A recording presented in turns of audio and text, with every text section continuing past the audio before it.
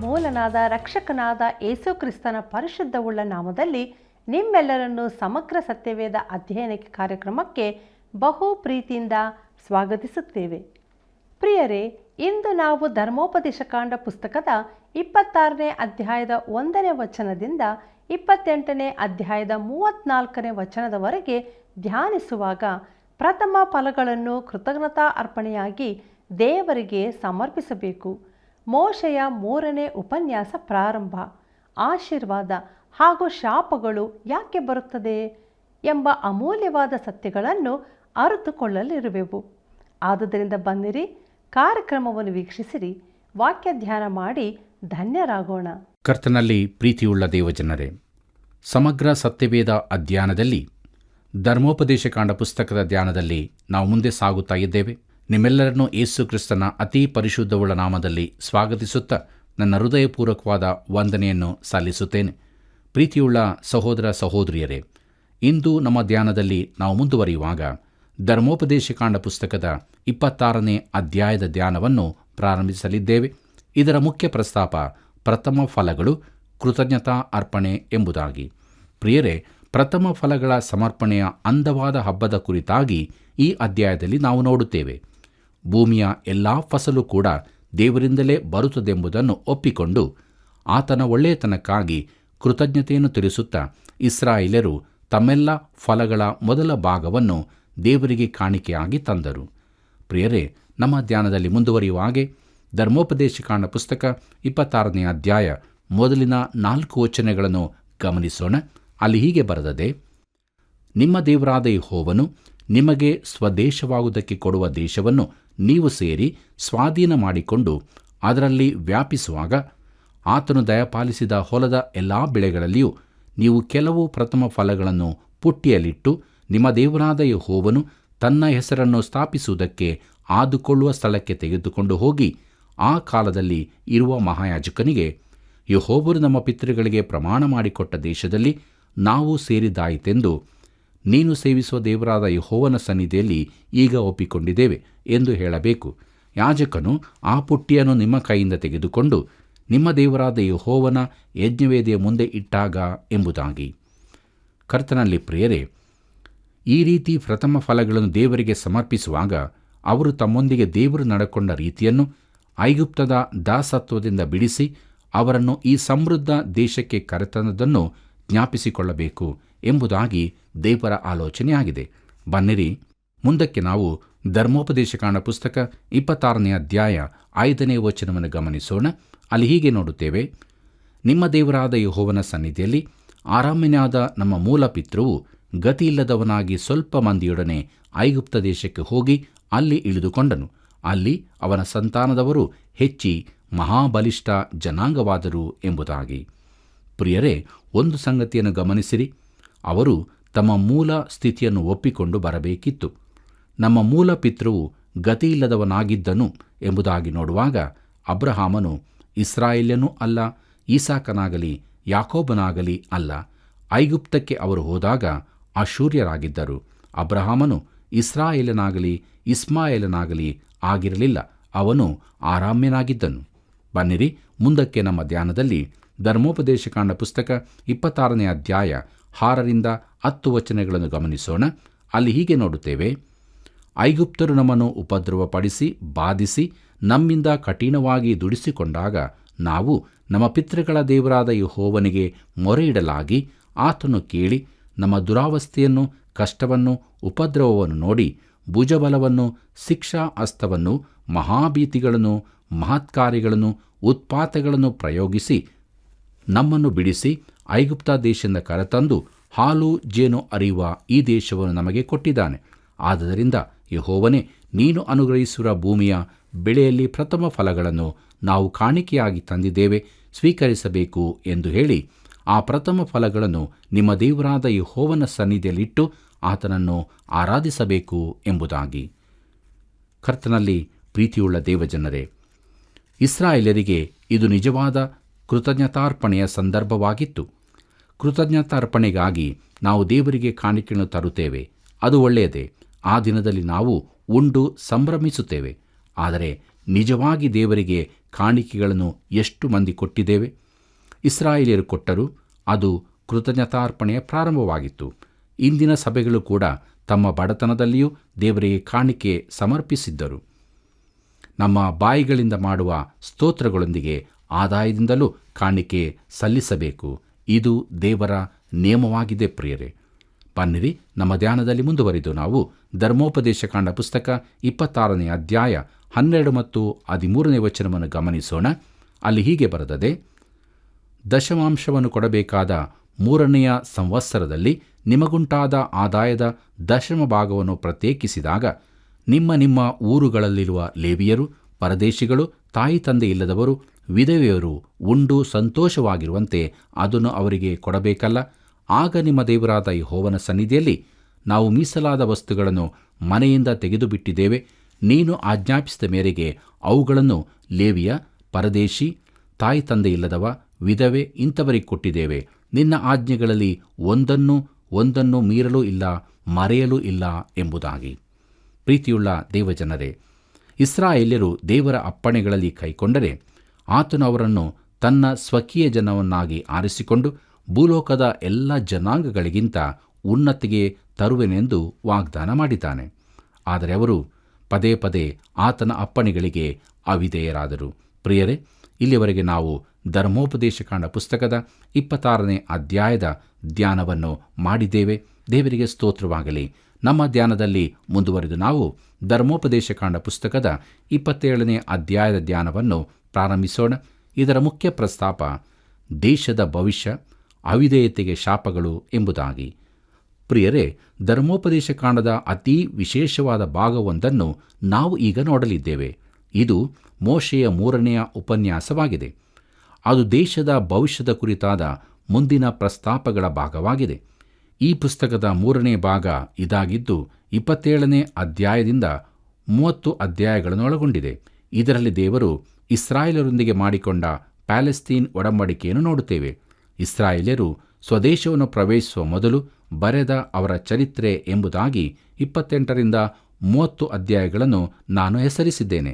ಪ್ರಿಯರೇ, ಧರ್ಮೋಪದೇಶಕಾಂಡ 29ನೇ ಅಧ್ಯಾಯ 1ನೇ ವಚನದಿಂದ 30ನೇ ಅಧ್ಯಾಯ 10ನೇ ವಚನದವರೆಗಿನ ಭಾಗವು ಪ್ಯಾಲೆಸ್ತೀನ್ ಒಡಂಬಡಿಕೆಯಾಗಿದೆ. ಪ್ರಿಯರೇ, ಈ ಹೊಸ ಭಾಗವನ್ನು ನಾವು ಪ್ರಾರಂಭಿಸುವಾಗ ನಾವು ಒಡಂಬಡಿಕೆ ಎಂಬುದರ ಕುರಿತಾಗಿ ಸ್ವಲ್ಪ ತಿಳಿದುಕೊಳ್ಳುವುದು ಒಳ್ಳೆಯದು. ಈಗಾಗಲೇ ಈ ಶಬ್ದವು ಅನೇಕ ಬಾರಿ ಬಂದಿರುತ್ತದೆ.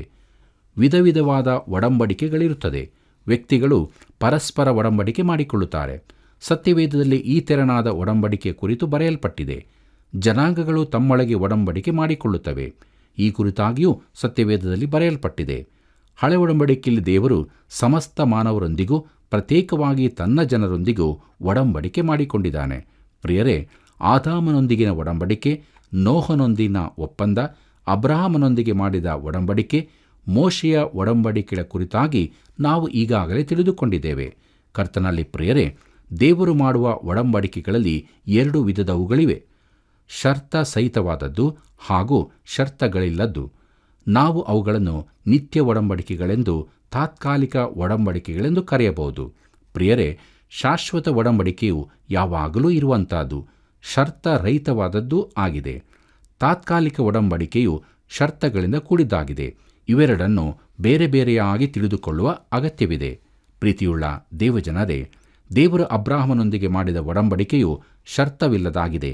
ಮೋಶೆಯೊಂದಿಗೆ ಮಾಡಿದ ಒಡಂಬಡಿಕೆ ದಶಾಜ್ಞೆಗಳು ಶರ್ತಗಳಿಂದ ಕೂಡಿದ್ದಾಗಿದೆ. ವಿಮೋಚನೆಕಾಂಡ ಪುಸ್ತಕ 19ನೇ ಅಧ್ಯಾಯ 5ನೇ ವಚನವನ್ನು ಗಮನಿಸಿರಿ. ಹೀಗಿರಲಾಗಿ ನೀವು ನನ್ನ ಮಾತನ್ನು ಶ್ರದ್ಧೆಯಿಂದ ಕೇಳಿ ನಾನು ಮಾಡುವ ನಿಬಂಧನೆಯನ್ನು ಅನುಸರಿಸಿ ನಡೆದರೆ ನೀವು ಎಲ್ಲ ಜನಾಂಗಗಳಲ್ಲಿ ನನಗೆ ಸ್ವಕೀಯರಾಗುವಿರಿ. ಸಮಸ್ತ ಭೂಮಿಯು ನನ್ನದಷ್ಟೇ ಎಂಬುದಾಗಿ. ಪ್ರಿಯರೇ, ನಾವು ಮುಂದಕ್ಕೆ ನೋಡಲಿರುವ ಪ್ಯಾಲೆಸ್ತೀನ್ ಒಡಂಬಡಿಕೆಯು ಶರ್ತವಿಲ್ಲದಾಗಿರುತ್ತದೆ. ಪ್ರಿಯರೇ, ಈ ಒಡಂಬಡಿಕೆಯು ಇಸ್ರಾಯೇಲ್ಯರ ಭವಿಷ್ಯದ ಕುರಿತಾಗಿದೆ.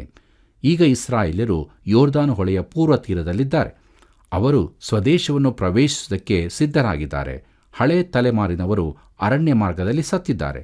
ಈಗಿರುವವರೆಲ್ಲರೂ ಹೊಸ ತಲೆಮಾರಿನವರಾಗಿದ್ದಾರೆ. ಮೋಶೆಯು ಆ ದೇಶವನ್ನು ಪ್ರವೇಶಿಸುವುದಿಲ್ಲ.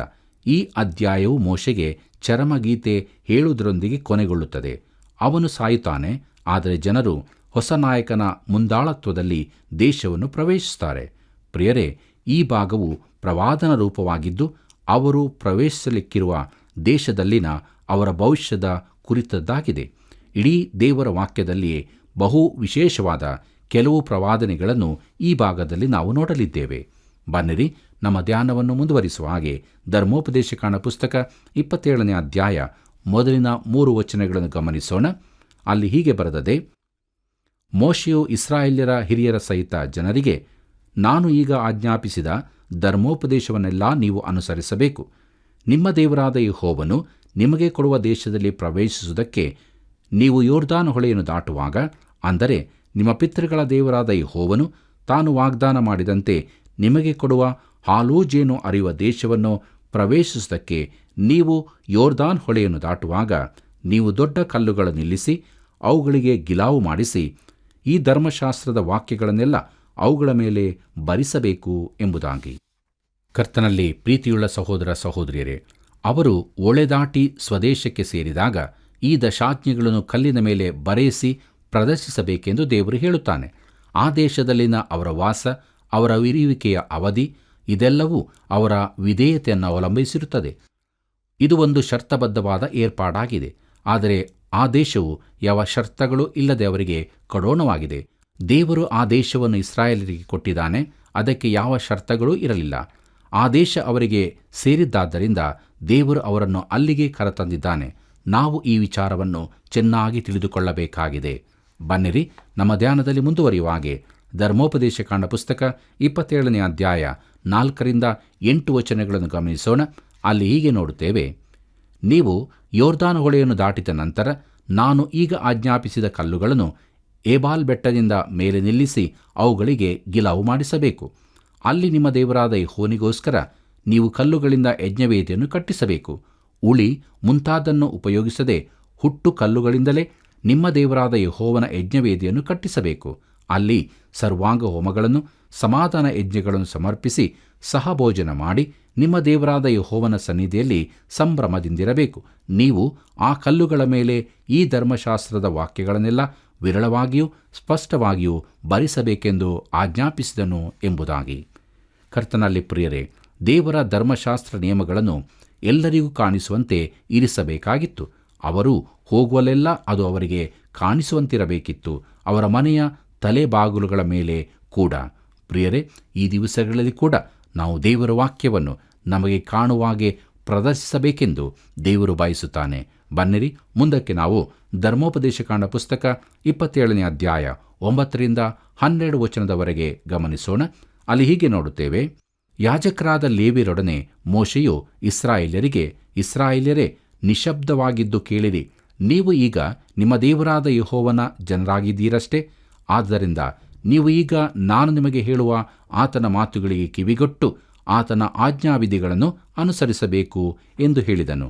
ಮೋಶೆ ಆ ದಿನದಲ್ಲಿ ಜನರಿಗೆ ಆಜ್ಞಾಪಿಸಿದ್ದೇನೆಂದರೆ, ನೀವು ಯೊರ್ದಾನ್ ಹೊಳೆಯನ್ನು ದಾಟಿದಾಗ ಸಿಮೆಯೋನ್, ಲೇವಿ, ಯೆಹೂದ, ಇಸ್ಸಾಕಾರ್, ಯೋಸೇಫ್, ಬೆನ್ಯಾಮೀನ್ ಎಂಬೀ ಕುಲಗಳವರು ಗೆರಿಜ್ಜೀಮ್ ಬೆಟ್ಟದ ಮೇಲೆ ನಿಂತುಕೊಂಡು ಆಶೀರ್ವಾದಗಳನ್ನು ಉಚ್ಚರಿಸಬೇಕು ಎಂಬುದಾಗಿ. ಕರ್ತನಲ್ಲಿ ಪ್ರಿಯರೇ, ಅವರು ವಾಗ್ದಾತ್ತ ದೇಶದೊಳಗೆ ಸೇರಿದಾಗ ಗೆರಿಜ್ಜೀಮ್ ಬೆಟ್ಟದ ಮೇಲಿಂದ ಆಶೀರ್ವಾದಗಳನ್ನು ಘೋಷಿಸಬೇಕು. ಅವುಗಳನ್ನು ಉಚ್ಚರಿಸಬೇಕಾದ ಕುಲಗಳ ಹೆಸರುಗಳು ಕೂಡ ಇಲ್ಲಿ ಹೇಳಲ್ಪಟ್ಟಿವೆ. ಬನ್ನಿರಿ, ಮುಂದಕ್ಕೆ ನಾವು ನೋಡೋಣ. ಧರ್ಮೋಪದೇಶಕಾಂಡ ಪುಸ್ತಕ 27ನೇ ಅಧ್ಯಾಯ 13ನೇ ವಚನದಲ್ಲಿ ಅಲ್ಲಿ ಹೀಗೆ ಬರುತ್ತದೆ: Reuben, Gad, Asher, Zebulun, Dan, Naphtali ಎಂಬೀ ಕುಲಗಳವರು ಏಬಾಲ್ ಬೆಟ್ಟದ ಮೇಲೆ ನಿಂತುಕೊಂಡು ಶಾಪೋಕ್ತಿಗಳನ್ನು ಉಚ್ಚರಿಸಬೇಕು ಎಂಬುದಾಗಿ.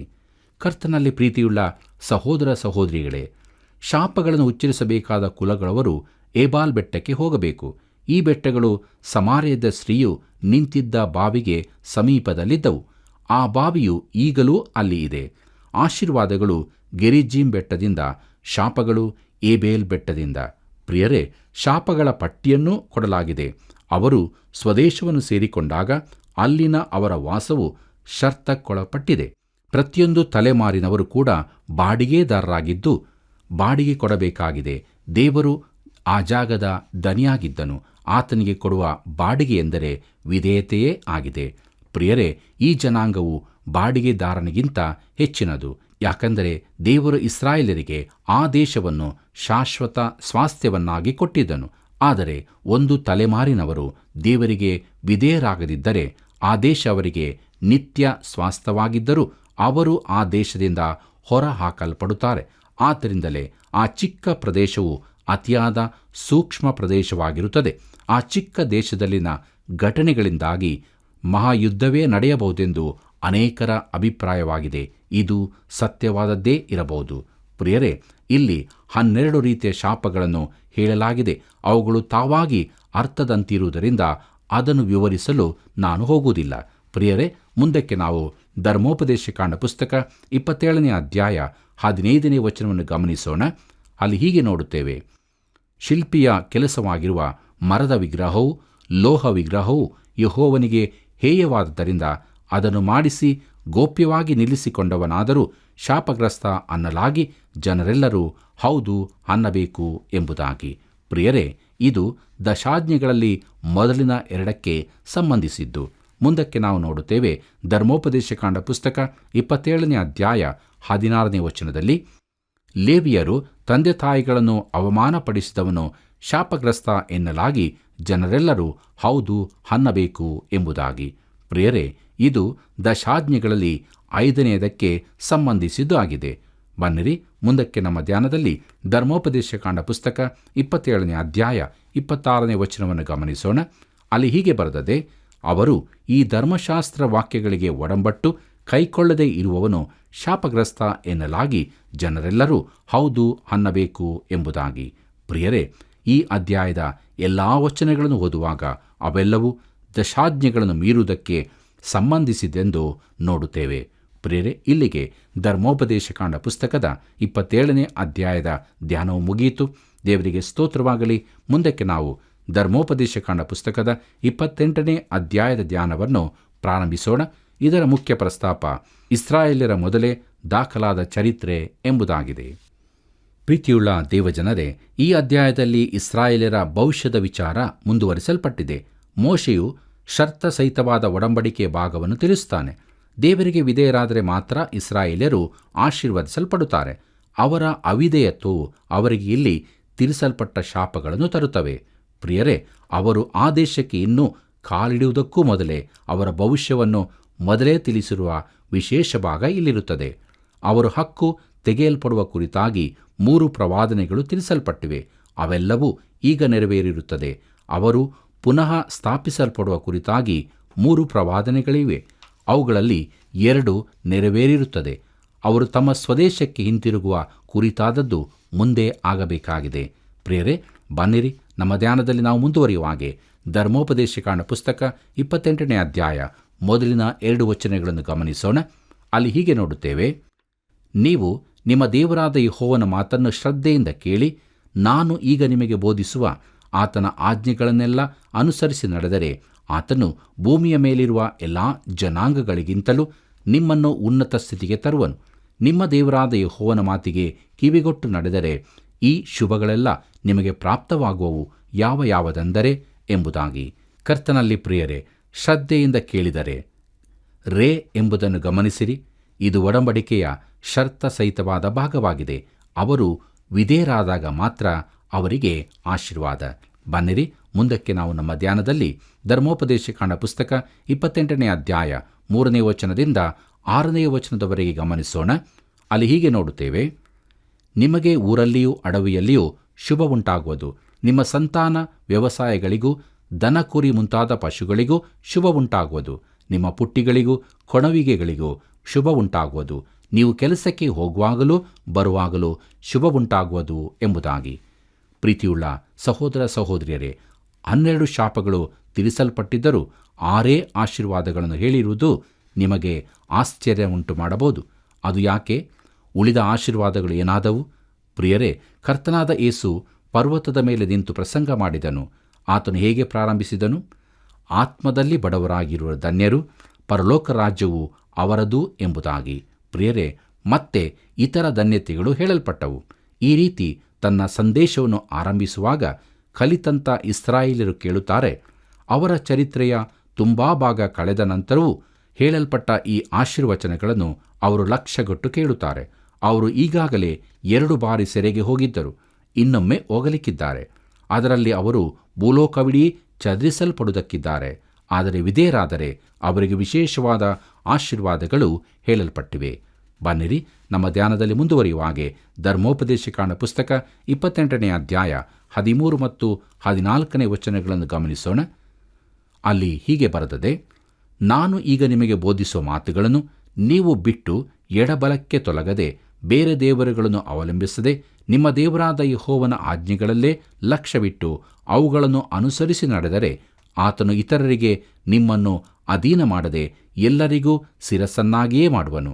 ನೀವು ಎಲ್ಲರಿಗಿಂತಲೂ ಮೇಲಣವರಾಗಿರುವಿರೇ ಹೊರತು ಕೆಳಗಣವರಾಗಿರುವುದಿಲ್ಲ ಎಂಬುದಾಗಿ. ಕರ್ತನಲ್ಲಿ ಪ್ರಿಯರೇ, ಈಗ ಮೋಶೆ ಶಾಪಗಳ ಪ್ರಸ್ತಾಪ ತೆಗೆದುಕೊಂಡು ಅವರ ಅವಿಧೇಯತೆ ಮೇಲೆ ಅದು ಅವಲಂಬಿಸಿರುತ್ತದೆ ಎಂದು ಹೇಳುತ್ತಾನೆ. ಬನ್ನಿರಿ, ನಮ್ಮ ಧ್ಯಾನವನ್ನು ಮುಂದುವರಿಸುವ ಹಾಗೆ ಧರ್ಮೋಪದೇಶಕಾಂಡ ಪುಸ್ತಕ 28ನೇ ಅಧ್ಯಾಯ 15ನೇ ವಚನವನ್ನು ಗಮನಿಸೋಣ.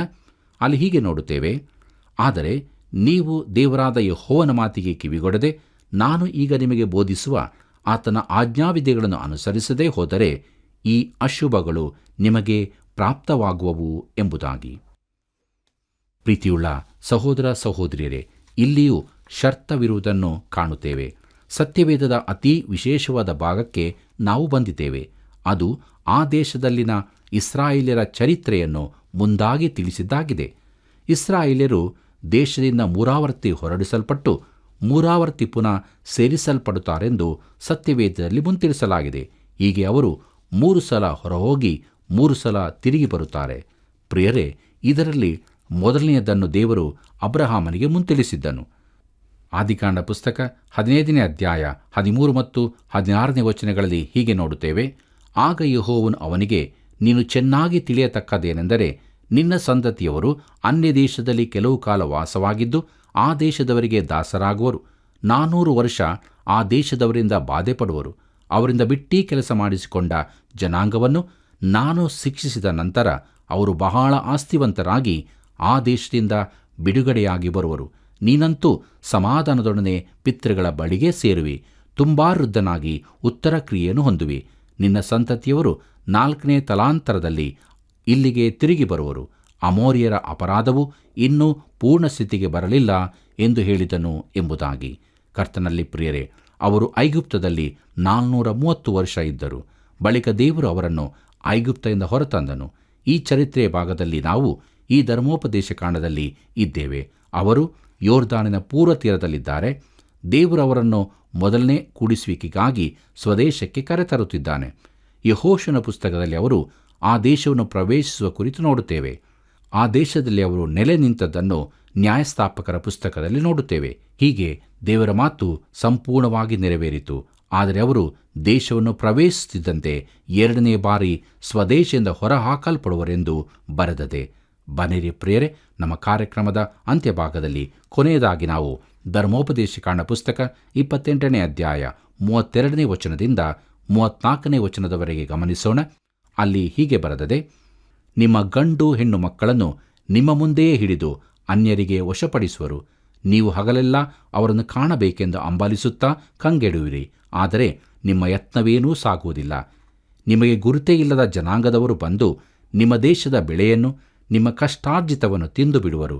ನೀವಾದರೂ ಯಾವಾಗಲೂ ಹಿಂಸೆಗೂ ಬಲಾತ್ಕಾರಕ್ಕೂ ಗುರಿಯಾಗಿ ನಿಮ್ಮ ಮುಂದೆ ನಡೆಯುವ ಸಂಗತಿಗಳ ದೆಸೆಯಿಂದ ಹುಚ್ಚರಾಗಿ ಹೋಗುವಿರಿ ಎಂಬುದಾಗಿ. ಕರ್ತನಲ್ಲಿ ಪ್ರಿಯರೇ, ಈ ಮಾತು ಯೆಹೂದದ ಕೊನೆಯ ಅರಸನಾದ ಚಿದ್ಕೀಯನ ವಿಷಯದಲ್ಲಿ ನೆರವೇರಿತು. ಅವನ ಗಂಡು ಮಕ್ಕಳು ಅವನೆದುರೇ ಕೊಲ್ಲಲ್ಪಟ್ಟರು. ಅವನ ಕಣ್ಣುಗಳನ್ನು ಕಿತ್ತರು. ಕುರುಡನೂ ಸಹಾಹೀನನೂ ಆದ ಅವನನ್ನು ಬಾಬೇಲಿಗೆ ಸೆರೆಯಾಗಿ ಕೊಂಡೊಯ್ದರು. ಹೌದು ಪ್ರಿಯರೇ, ದೇವರ ಮಾತುಗಳು ನೆರವೇರಲ್ಪಟ್ಟಿತು.